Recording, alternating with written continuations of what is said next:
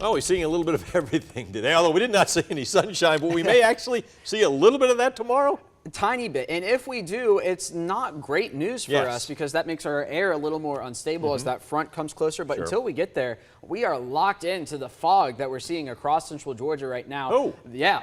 Wow. I mean, we could barely see the buildings, and honestly, if it weren't for the lights, we wouldn't be seeing anything because the fog is just so dense out there. 61 degrees in Macon right now, humidity at 100%, and it certainly looks like it. Now take a look across the region. We've got a mix of temperatures, 50s up to the north, 60s down to the south. We were in the 70s a little while ago, but since the sun has set, the temperatures begin to fall in the southern tier of counties. But as we get into the middle tier, where Macon, Warner, Robins, Gordon, Wrightsville is, we're not going to fall all that much because the fog is going to keep our temperature pretty much locked in. And where the sun has set now, we're beginning to see more fog develop down 75. You might remember last hour that line was generally right about here, and now the fog is expanding down to the south. So we do have a dense fog advisory in effect until 6 a.m. tomorrow morning. So if you're headed out on the roads tonight or early tomorrow morning, allow some extra time, maybe not go as fast, and be sure to use the low beams as visibility is expected to be less than a quarter of a mile.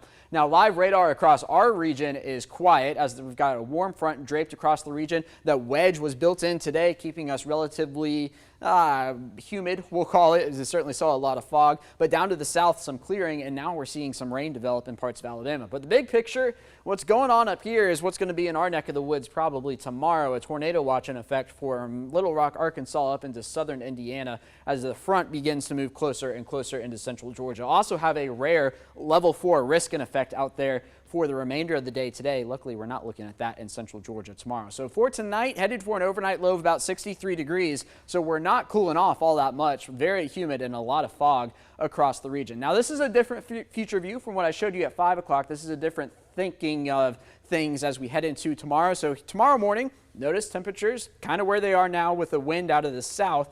That southerly wind bringing in some unstable air ahead of our next front. Now, here we are at the noon hour. Notice a line of showers, maybe a few storms embedded in that, rolling across central Georgia, and then the main event comes through the middle part of the afternoon. Now, what we get here in central Georgia is a decaying cold front, so it's not going to be as strong or as potent as we're expecting up in the mid-south through the remainder of the night tonight. But nonetheless, some locally heavy downpours will be possible, maybe some gusty winds, and maybe even a brief spin-up tornado as this line moves through during the evening hours tomorrow. Once that first line moves through, the severe threat is over. We will just be looking at maybe some heavy rain, or not even heavy rain, just some, we'll call it steady rain through the remainder of the evening hours. So a level 1 risk in effect for parts of our area for the threat of a spin-up tornado, maybe winds up to 40 to 60 miles an hour as that main line comes through, and some heavy rainfall. So putting it all on a timeline here, the tornado threat will start with those precursor storms all the way until the main line rolls through. So once that initial line gets through, your tornado threat's over. The heavy rain threat will last a little bit longer, but overall, this is a very low impact severe event, if it even is one. So